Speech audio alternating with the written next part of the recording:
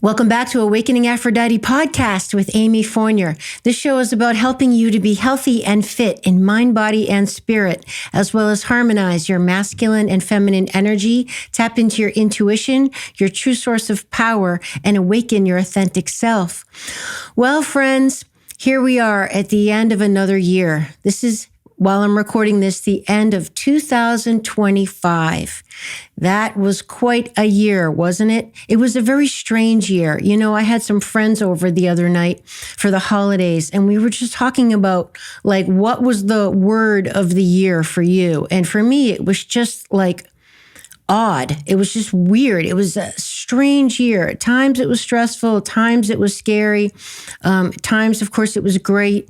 But you know, I'm sure every year is probably like that to some extent, right? But there was something about 2025 for all of us that we agreed. It was just kind of just an unusual year. We are in amazing times. It is amazing to be on the planet right now. That is for sure. And things are just ramping up, aren't they? They're just speeding up. Time is just, it's moving at a different kind of pace. And I think everybody is noticing that and feeling that. I'm wondering if you are too. So here we are at the end of another year. Crazy. And yeah, so 2025 was a 9-year, and we've talked about that before. In numerology, what a 9 means. You know, the 9 symbolizes completion and endings, and the whole. It's like the whole thing is now kind of come to fruition, complete. And well, a lot of people experienced a lot of things ending this year, coming to completion. Whether it be an end of a job, or they changed, careers, changed direction, a death of someone they loved or knew or cared about, the end of just living their life in a different way. Like, I'm not going to do that anymore. I'm done with that. This is done. And basically just like a phase of your life that now has come to closure, and you're ready to just let it go behind you and move on as we move into 2026, into a 10-year. We could also think of it as a 1-year, which is the Magician in Tarot, but a 10-year is the Wheel of Fortune. 10, 10's a big number. It's going to be a heck of a year. I think we all feel it. So I thought what I would do to close out the year and just to share with you, my peeps, Awakening Aphrodite podcast listeners and viewers, just my thoughts on kind of my takeaways and my intentions and my dreams for the year ahead. So I put together 5 basic things that really were the outstanding lessons for me in 2025. And I thought I'd share them with you because maybe some of them are similar to yours, and hopefully it inspires you to think of your own. You know, it's very wise for us. You know the saying, right? Where wisdom is not making the mistake, it's learning from the mistake and then not doing again because you learned from it, right? So we're in such busy times, like I mentioned in the beginning of the show, that we often don't take the time to just to stop and feel and be aware, bring our consciousness, just really let our brain, our body catch up with the pace of life and wrap around what has happened, what is happening, what do I want to happen. So just pressing pause to learn from the year that went by, the good, the bad, take it in your consciousness, think about what the lesson is, and then move forward with your new intention. So that's pretty much what I did. And I thought I'd share it with you. So the first thing is I really became aware of confidence. Okay, so confidence, we all want to be more confident, right? We hear this a lot. Oh, how can I build more confident? Wow, she's so confident. And, it's a fine line for a lot of us that we want to be confident and self-assured and capable, but we certainly don't want to come across as arrogant or egotistical or appearing like we feel like we're better than other people, so to speak. And we want to be approachable, right? There's something about sometimes a very confident person that they're a little bit aloof, right? And for me, being a reformed people pleaser, I've struggled with being confident and letting myself feel good about myself in a situation, but being overly concerned with how that comes across to others, particularly in a situation where maybe they don't feel comfortable. So for example, you probably know I have been a fitness, yoga, dance instructor for pretty much my whole adult life, that's for sure. Several decades, let's just put it that way. And it happens all the time where I'm leading a class or I'm in a situation, I'm giving a workshop or whatever, and people are very uncomfortable because they're very insecure and they're not confident about what they're doing. And they might be beginners, they might feel like they can't dance or they're not in shape or they hate their body and, they don't feel comfortable being in the situation. And for many times I am confident in what I'm doing. I've been doing this a very long time. I'm a professional and I'm happy to say I've developed skills in this area. Plus I'm very passionate about it. So that's the best way to turn someone on about something is for your enthusiasm, right? And I want them to get it. I want them to feel good. I want them to feel confident.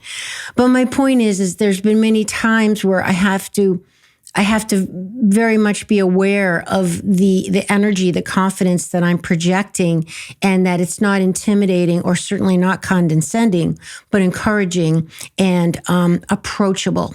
Okay, I think that's what I'm trying to say, that, just to be confident, but to still be approachable and warm. That's a challenge, isn't it? It's a fine line, I think.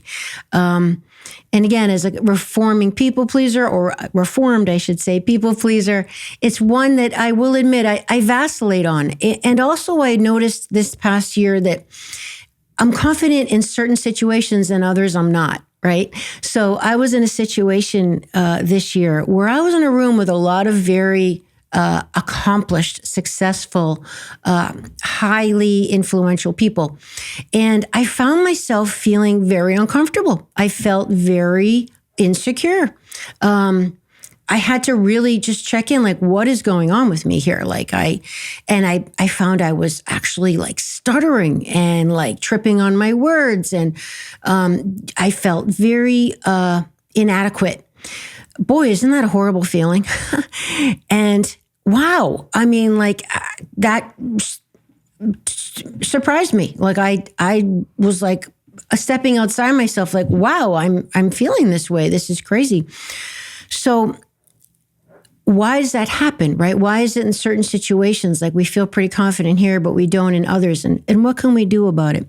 So I'll tell you what I came up with. Building self-confidence starts with trusting yourself.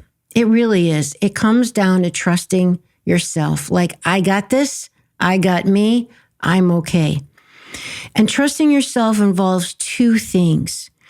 Number one, you have to develop the ability, first of all, to be able to listen to yourself, to be able to remember to check in with yourself, and developing a relationship with your soul, whatever you want to call that word, the divine in you, the God, goddess in you, your intuition, whatever you want to call it, your higher self, your inner guide, your inner compass, the divine within. We have to have a relationship with that higher divine part of ourselves that is kind of not us, not the ego, not the personality, not the small Amy, not the small me, not the insecure human, very flawed me, but the higher me that knows the all, that is tapped into the collective unconscious, that knows the bigger picture and knows the outcome and knows that I'm okay and I'm going to be okay. So we have to have a relationship with that. And I find myself when I'm in these situations, I often talk to myself like, okay, you got me, right? Like, we're going to be okay. We're good. It sounds a little Looney Tunes, but I do that. And it actually really helps. Like any relationship, it's not something that you can just try to call on someone when you need them, right? Like, that's not a relationship. Don't expect people to be there for you if the only time they hear from you is when you want something, right? So a relationship is time, it's energy, it's effort, it's priority. We're all busy. Things are never convenient. A lot of times we don't feel like it, right? And there's other things to do. But a relationship will die if it's not fed and nourished with time, energy, attention, presence. And your soul is the same way. So having a relationship with your soul is a moment by moment, every moment of the day, every day of the week, every week of the month, etc. thing. It's just part of my life all the time now. And so when I'm in a situation where I'm scared, insecure, feeling unconfident, need to lean on it, it's there for me. I feel that strong connection. I'm able now to tap in and immediately get that lifeline connection with myself. And I usually get a hit of some kind of support. And I'll get to that in a second. So building self-confidence starts with trusting yourself, and trusting yourself involves being able to listen, have a relationship with your soul, your intuition, and being able to listen to it for its guidance. And I'll never forget one of the best things I learned from Paul Chek, working with him for many years, is that he, in listening to your soul, he likes to say it's like he becomes a big ear. Like he just drops out of himself and his whole body becomes like a big ear so he can just receive and listen. And that's what listening is. It takes effort. It takes it because it's easy for our minds to get distracted and then, just go all over the place. Listening, really listening and hearing takes effort and focus and intention, right? So becoming a big ear and being able to hear the guidance of your soul so you're able to get that message. And the message, a lot of my clients, a lot of my students and friends, whatever, always ask me, well, how do I know something's coming from my soul and I'm not just making it up? Does that ever happen to you, right?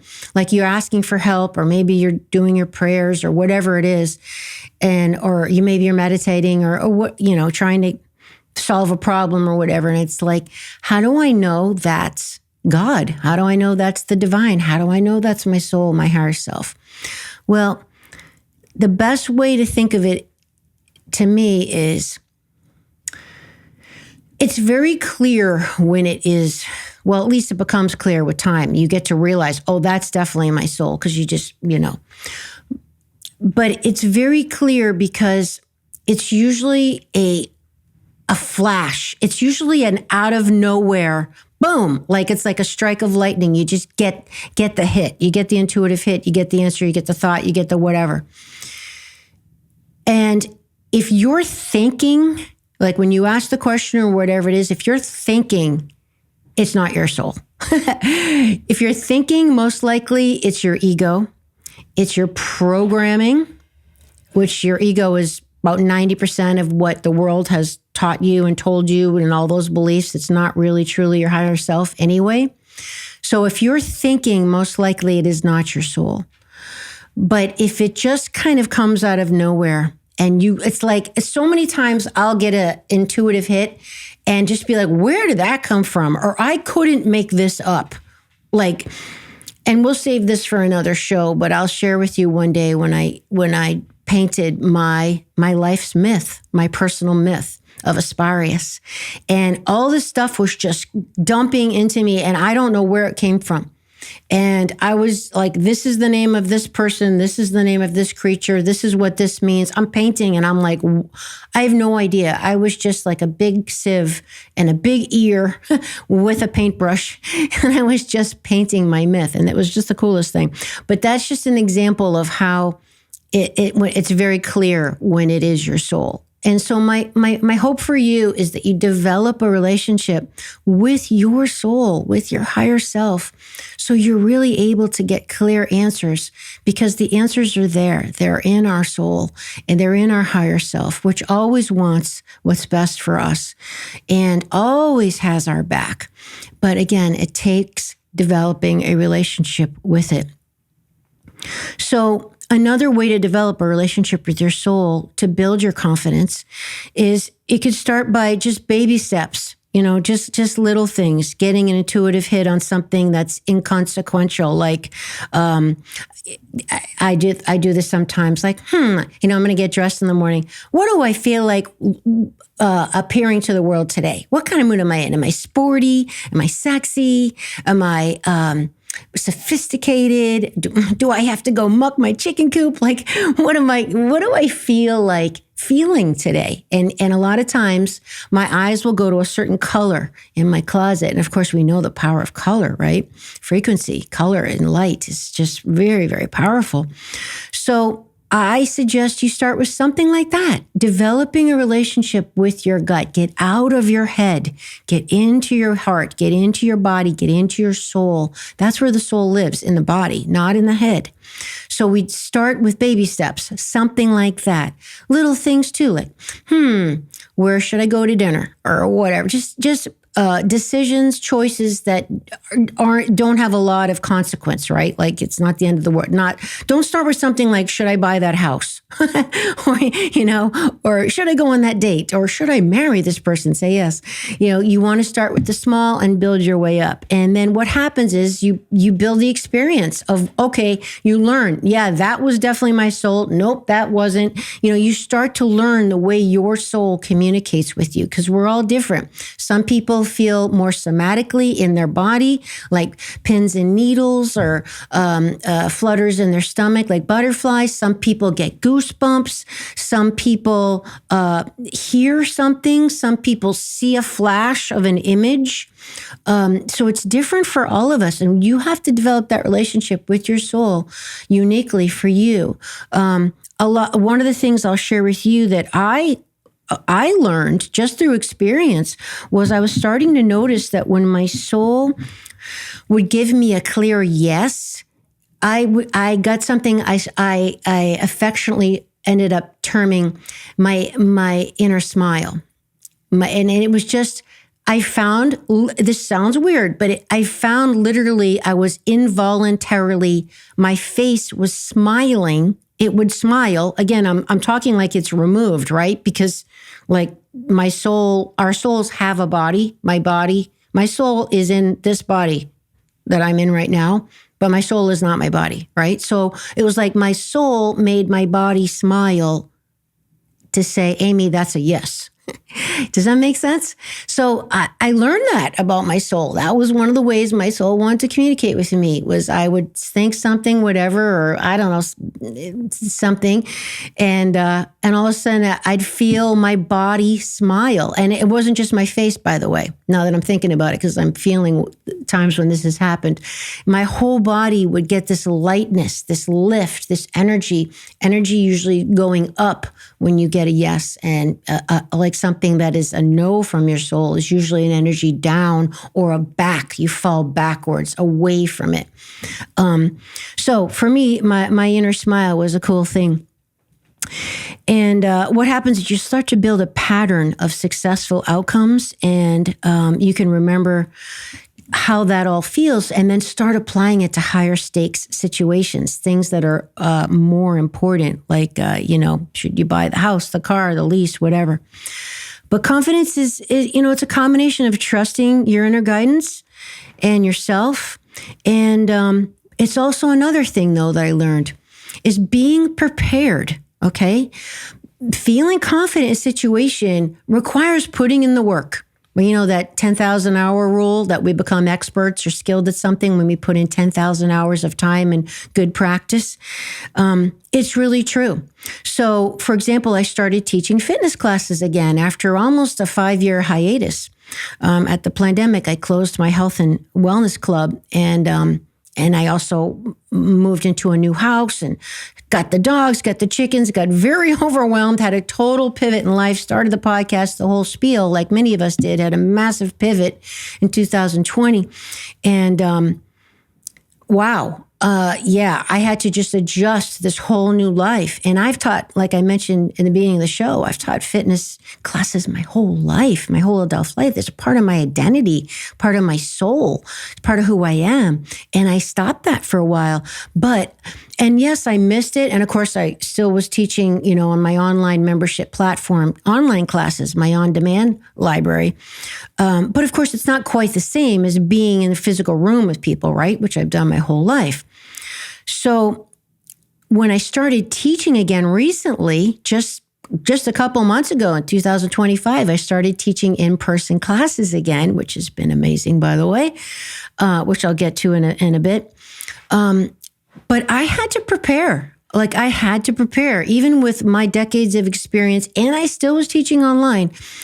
I found oh, wow, I actually feel a little nervous. I mean, there's 40, 50 people in this room, and I want to give them a good time. I want to give them a good workout, and I want them to feel all these things and us to have fun.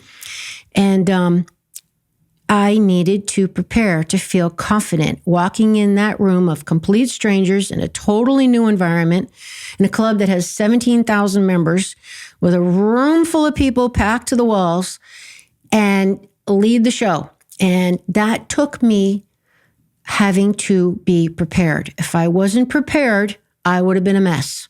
I would have been a mess. I probably would have been thrown up in the bathroom or something. So there's no way around it, folks. To feel confident in a situation, you must be prepared. If you are giving a presentation at work, you just got to put the time in to be prepared, to be mentally prepared, so you feel like I got this. If you got to study for a test in school, if you're playing a sport, right? Maybe you're on a team or something, practicing, get prepared, because it's when we're not prepared that we get nervous and insecure and anxious, and then it's a downward spiral. So there's no replacement for putting in the work for your confidence. Okay, so second thing I learned from this year is to be responsible for my energy. We have to be aware of the energy that we bring and project in every situation. This is very important. And I'm talking every situation. We are not aware of how our energy is projecting onto others, how we hold our body, how we hold the expressions on our face. We've all heard that term, resting bitch face, right? Or whatever. But we even see it in the stress people have. Even I've noticed, even when I'm at a traffic light and other people sitting in their cars, the stress on their face. Or, you probably notice when someone walks in the room, how they carry themselves. Or maybe you're going to a party, or you're out to dinner in a restaurant. Just the energy that we are projecting in the way that we hold ourselves and the way we look at someone, our carriage, our confidence, our body posture, all very powerful projectors unconsciously to others. It's communicating with others something about ourselves. And my point is a lot of times this is unconscious to ourselves. We don't even realize how stressed we are. One of the classes I teach is a yoga functional mobility stretching class. And it's just amazing for all of us in that class that we don't realize how tight and tense our bodies are. And that's going to come across as tension to people around us. Right? Isn't it lovely when you hang out with someone who just had a massage? They're super chill, or they're easy to be with, they're easygoing, they're flowing, they're relaxed. We just not even aware how much tension our bodies hold, and all the time. And that is projecting out to others. And if you're not sure, get yourself around some animals. They will quickly mirror back to you your energy.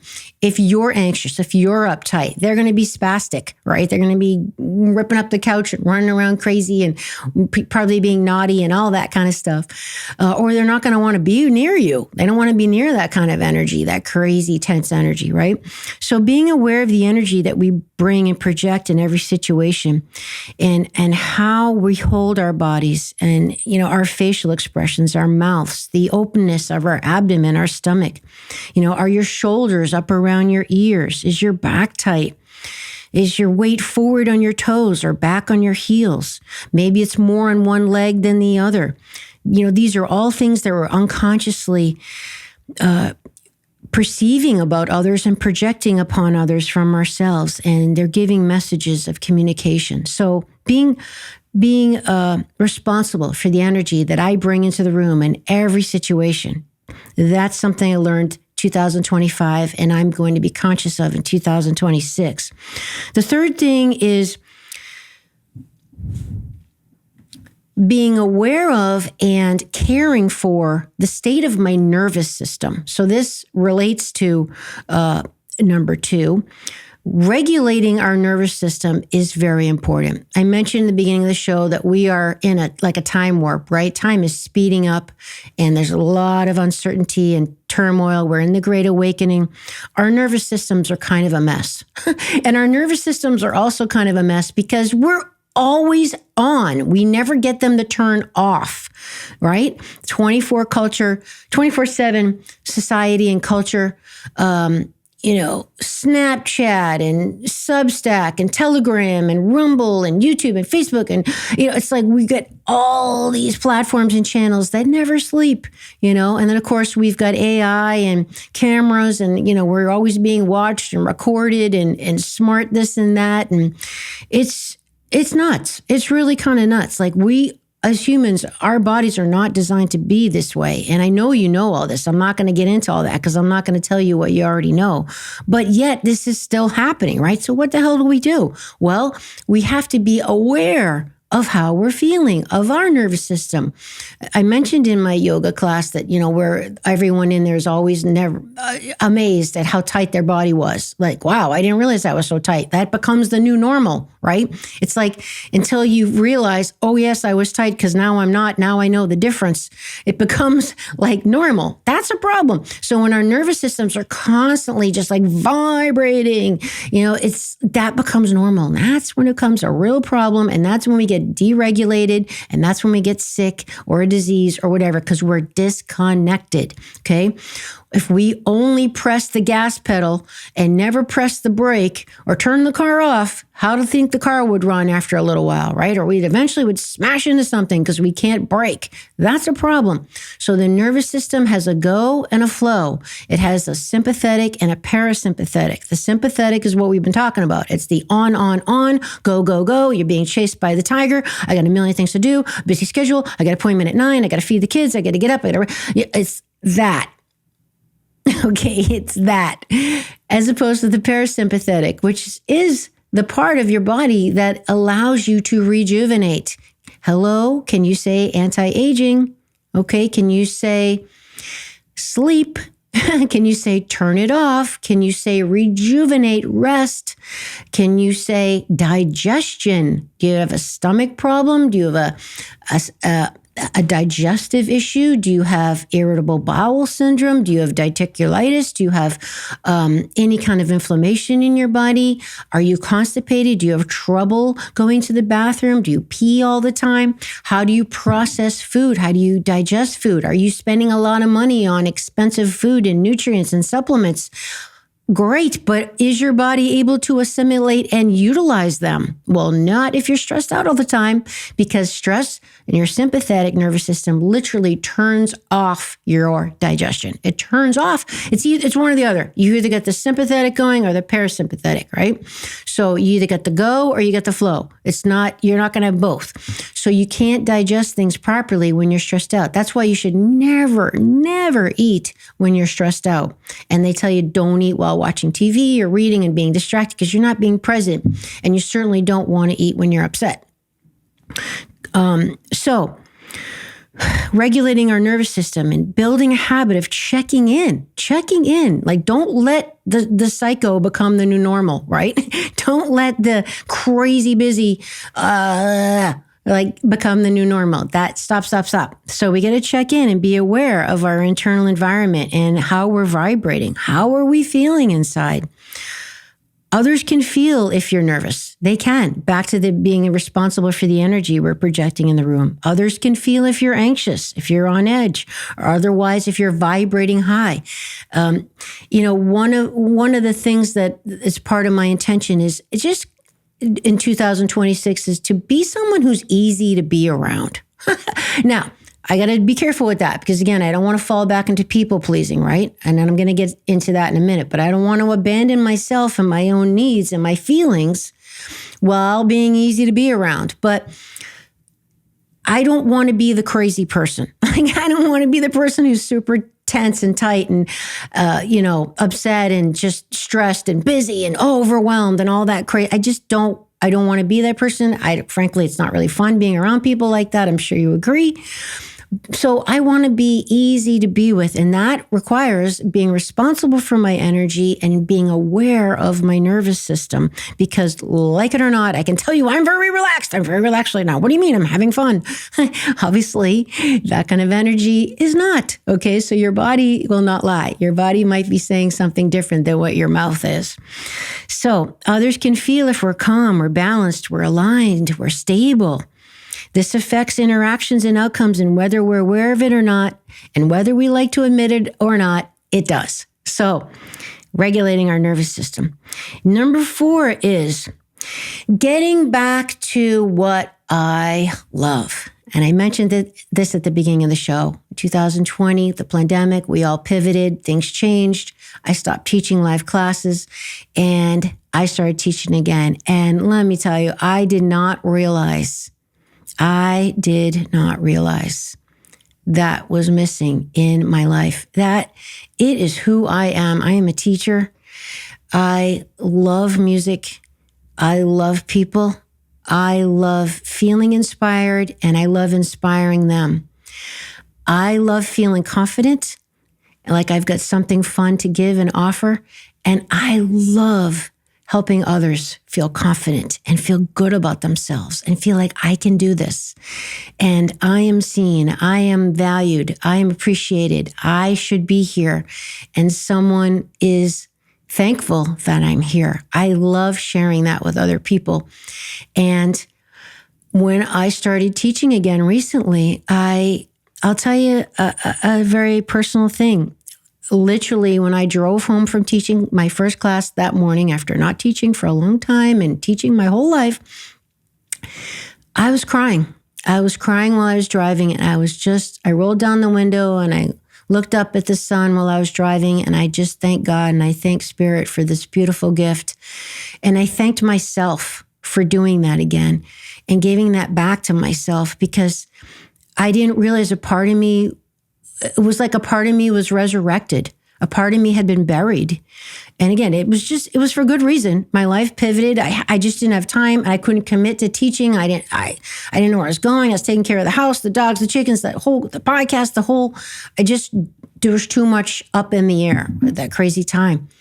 But getting that back, I didn't realize how it was missed. And I didn't realize that is so much of who I am and my gift and my joy and how that was missing in my life. And I'm only telling you this because I'm hoping this might trigger something in you. Your joy. Is it missing? Can you get it back? What was it? Think of a time, maybe you were a child or just any good time in your life when you were doing something that was fun for you and just something maybe you had always done and you've stopped doing it.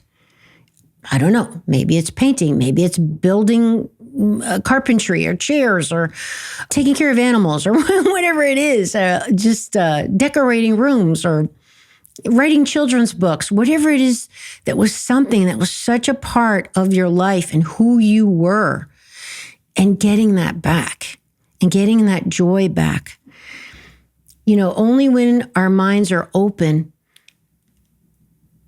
can our gifts be revealed to us and that we realize what we're meant to give. And getting our joy back. And for me, that was a major revelation in this past year. And twofold as well. because I didn't realize not only was it a gift to me to get that back, my soul came alive. We must find our joy. In my online course, I talk about the myth of Demeter and how the whole myth of the goddess Demeter, and you've probably heard of Persephone going into the underworld because she was abducted by Hades. I'm not going to get sidetracked. We get into that in my course and my membership. But the whole thing of Demeter, who was the goddess of fertility, and she, although all the crops died, everything died, the people were starving because Demeter was looking for her daughter who was abducted. But the whole point of the myth is she was looking for her joy. She lost her joy. And because she lost her joy, everything died. There was no fertility. There was no life. And it wasn't until her daughter came back to her half of the year that her joy came back and the seeds started to grow again and the world came back. But my point is that we can't live without our joy, friends. And life does not have enough people in it that are attached to and living their joy, at least part of the time, that it's in their life somewhere. So I didn't realize my joy was gone. My life was good. I was happy. Sure, I was stressed at times or whatever. We all have it, right? Ups and downs. But my joy was missing. A part of my soul and my dharma and what I'm here for is to teach, to connect, to have that joy, to have that interaction with other people. It's a big reason why I do the show. I wish I could see you. I wish I could be here with you. It'd be so much better for all of us, right? But I'm grateful for this platform and here we are. Otherwise, we wouldn't be together. So my joy and finding that was a gift, not only to me, but to others as well, right? So that's the way joy works. It's twofold. We receive and we give. So the people got a gift by me doing that, and I got a gift, which I didn't realize I was going to get. Whew, that's heavy for me. So my encouragement to you is find that thing that you love to do, that you used to do, that maybe you're not doing anymore, a part of your identity and who you are. And you'll know you hit the jackpot when not only are you getting a gift from it, but others are as well. And that leads me to the last lesson or thought or closure for 2025, looking into the new year 2026. And that is to look at our life circle. Okay, look at your life. Take a moment one night at the end of December 2025 or early January 2026. Go somewhere by yourself where you'll be undisturbed, where it's quiet. Put on some comfortable clothes, perhaps some relaxing frequency music in the background. Light a candle. Get a piece of paper and a pencil. And I'd like you to just draw a circle and make on that circle some pieces of a pie, if you will. And think about all the areas of your life today. And thinking of the areas of your health, your finance, your home, your family, your social life, your spirituality, your service, where you're giving back your contribution. So we've got all these pieces of our pie, of our circle. And think about the ones that are the most important to you. And most importantly, think about the ones that don't feel good. The ones that are really a small piece of pie. It's a sliver, or as my dad used to say, it's a smidgen. He used to say, I'll have a smidgen of pie. So think about the ones that are small, that you really want to make a little bit bigger. Is it your social life? Maybe it's your finances. Maybe it's your health. And think about your vision now. As we breathe and look ahead at a brand new, fresh start of a new year. And it's really funny. As I'm recording this, we're in the middle of a new moon right now, which is the perfect time to let go of what you don't want and plant the seeds of the new that you want to bring in when the new moon comes and the moon starts to grow. So this is the perfect time to plant those seeds of what you want, your intention. Look at that circle. What areas need more love, more attention? What can I do? Because even the Bible talks about without a vision, the people will perish. And all successful business people, all successful athletes, They all know the importance of not only getting clear on what they want, but then visualizing themselves actually already having it and taking the action steps, putting in the time in those areas to make it happen, right? Not enough to just do your vision board and stick it on the wall and then go back to your life, whatever. We have to take the action steps. But also, equally as important, that a lot of people neglect, is you have to act as if you already have it. You know the saying, be, do, have. It's not have, do, be, right? It's you got to be it. You got to act as if you already have it, and then you will have it.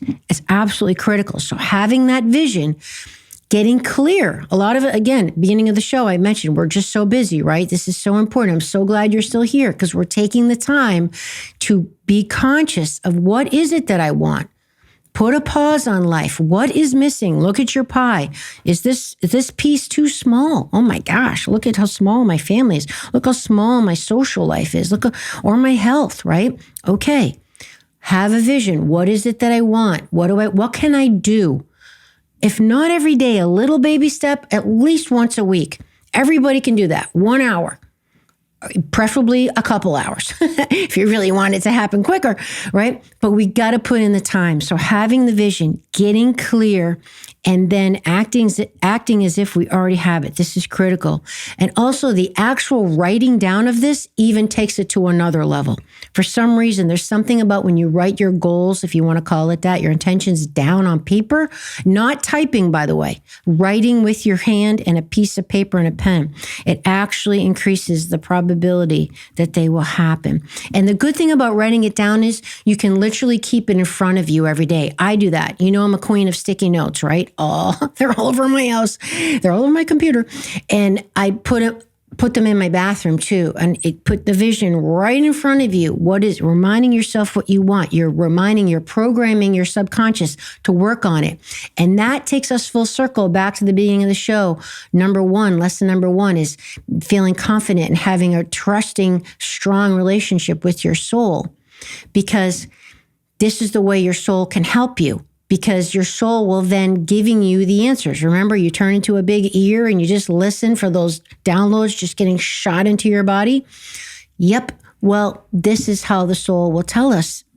This is how you're going to make this dream happen, because we have a strong relationship and it will guide you in its own language to bringing those intentions to fruition, to filling out the pie pieces of your circle so they're all the size you want them to be. And preferably, I would imagine that's a pretty balanced pie, right? Pretty balanced slices.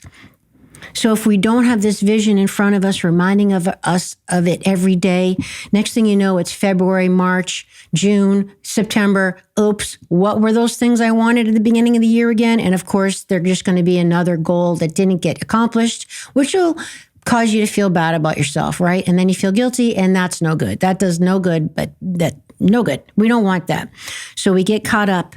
We don't want to get caught up and distracted. We want to make the main thing, right? This is the main thing. This is what is important to you. This is the life that you are creating. You are a divine creatress. You are choosing this. You're going to make it happen with the help and the partnership of co-creating with your soul and the divine. And this is going to happen. It's important to you. It's in front of you every day. And you're not going to have distractions and all the bright, shiny objects pulling you off your path, off your course. We are consciously creating the life that we want, that we love, that is beautiful, that is inspiring, that is fulfilling, that is joyful, that is miraculous, that is amazing, that is beyond your wildest imagination. I don't know about you, but that's what I want for 2026, baby. 10 year, the year the 10. Let's bring it in. The Wheel of Fortune in the Tarot is the 10. So we are going to consciously choose. We're not going to go back into faulty programming and insecurity. We're going to rock it, baby, and we're going to rock it together. I am so glad that you're here with me. Thank you for staying to the end of the solo cast as I rambled on about my experience with the past year. And you know, if you're listening to this at a different time of the year of 2026, so what? It doesn't matter. It's the perfect time. You needed to hear it whenever it is.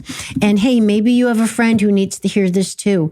Please share it with the show. You know that's the best way to support me, right? And I appreciate your support, is to leave a review. It only takes a second. It really helps the show. And it really helps me because I love hearing from you. I love just, hey, what do you think about that? Did that resonate with you? Do you have any thoughts on that? What works for you? Gosh, I want to learn from you. So thank you for sharing the show and leaving a review and supporting the show.